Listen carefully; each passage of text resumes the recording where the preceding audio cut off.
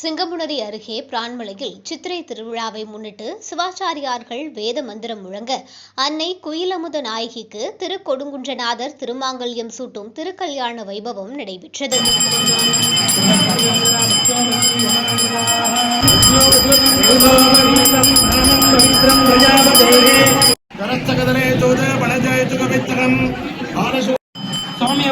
சிவகங்கை மாவட்டம் சிங்கமுனரி அருகே பிரான்மலை திருக்கொடுங்குன்றநாதர் கோவில் உள்ளது.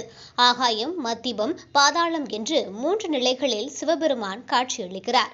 பிரான்மலை திருக்கொடுங்குன்றநாதர் கோவில் சித்திரை திருவிழா கடந்த மே 1 கொடியேற்றத்துடன் தொடங்கியது.